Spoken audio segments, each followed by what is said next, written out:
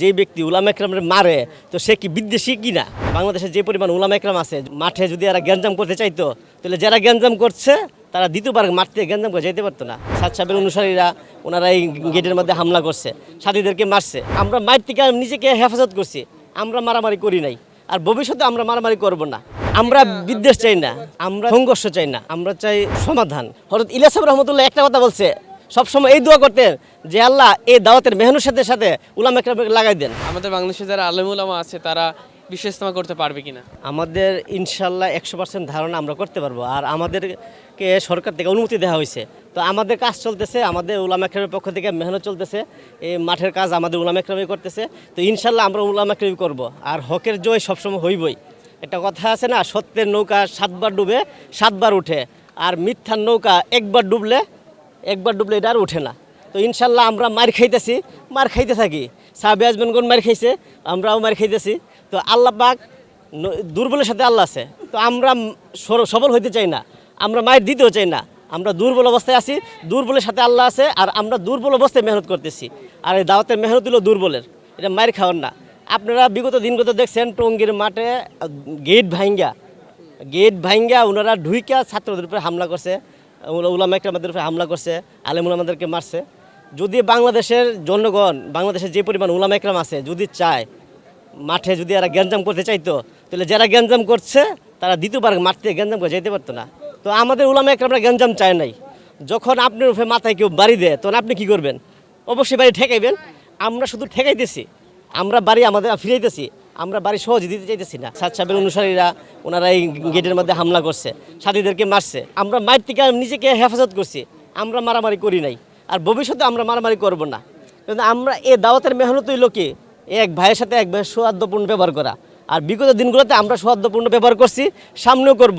আমরা দোয়া করি আল্লাহ তাআলা যেন তাদেরকে সহি বুঝদান করে।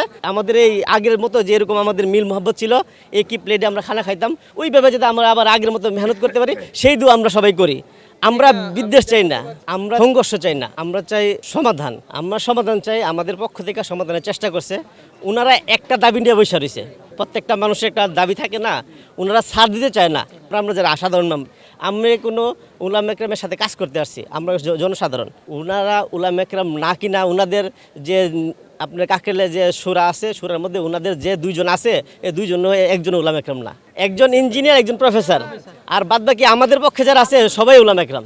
ঠিক আছে, 1 নাম্বার। 2 নাম্বার হলো এই যে ইজতেমা হইতেছে, বিগত দিনগুলোতে ইজতেমা হয়েছে, ইন্ডিয়ার থেকে পাকিস্তান থেকে যেসব মুরব্বীগুলো আসে, আপনি দেখেন ইব্রাহিম আহমদ লাশ সাহেব, ওনাদেরই লোক, কিন্তু ওনাদের লোক হয়েও ইন্ডিয়ার থেকে বাংলাদেশে ইজতেমায় আসে, কিন্তু ওনাদের ইজতেমায় আসে না।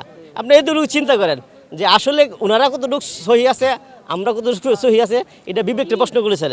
উলামা একরাম হলে আল্লাহ রাসূলের ওয়ারিস। উলামা একরাম কি ভাই? আল্লাহ রাসূলের ওয়ারিস। আপনি হাত ভাঙছে, আপনি কার কাছে যাবেন? ডাক্তার, কোন ডাক্তার কাছে যাবেন? অর্থোপেডিক ডাক্তার কাছে যাবেন, যে হাত বিশেষজ্ঞ, হাড় ভাঙা বিশেষজ্ঞ ডাক্তার, এর কাছে যাবেন। এখন আপনার প্রেগনেন্সির সমস্যা, আপনি গাইনি বিশেষজ্ঞ ডাক্তার কাছে না গিয়ে দিয়ে ওই হাড় ভাঙা রোগীর কাছে যান, আপনি বিবি সন্তান বাঁচবে? ঠিক তেমনি এই দাওয়াতের মেহনত উলামা একরামের। হযরত ইলিয়াস সাহেব রহমতুল্লাহ একটা কথা বলছে, সবসময় এই দোয়া করতেন যে আল্লাহ এই দাওয়াতের মেহনুর সাথে সাথে উলামা একরামকে লাগাই দেন। এখন আমরাও এরকম দাওয়াতের মেহনত যখন চালু করছে, তখন আমরাও 6 নম্বরের মধ্যে করতে করতাম আলেমদেরকে সম্মান করা, আলেমদেরকে শ্রদ্ধা করা, আলেমদেরকে ইজ্জত করা। এখন আর এই বয়ানটা ওনারা করে না। কেমনে করবো? কারণ ওনারা তো আলেমের উপরে মারছে, ওখানে বাইরে তোর বয়ান করতে পারে না। যে ব্যক্তি উলামা একরামের মারে তো সে কি বিদ্বেষী কিনা? আপনি আপনার বাবারে মারছেন, তাহলে আপনি কি আপনার বাবাকে মহব্বত করলেন না আপনার বাবার প্রতি বিদ্বেষ পোষণ করলেন? কি পরিমাণ মানুষ হয় আপনি দেখেন, মাঠ আপনি কাজ করতে আসে এখানে, শুধু মাঠে আমরা এই কয়েক ঘন্টার জন্য কাজ করতে আসি, কি পরিমাণ মানুষ দেখেন। তো ইজতেমা হইলে কি পরিমাণ মানুষ হইব আপনি নিজে চিন্তা করেন। কাজ হওয়ার কারণে যদি এই পরিমাণ মানুষ হয়, তাহলে যদি ইজতেমা হয় তাহলে কি পরিমাণ মানুষ হইব, এটা আল্লাহ পাক ভালো জানে। এটা গণনা করার মতো অবস্থান আমাদের নাই, এটা কেউ গণনা করতে পারবে না। কত লক্ষ লোক হইবে এটা আল্লাহ পাকে ভালো জানে।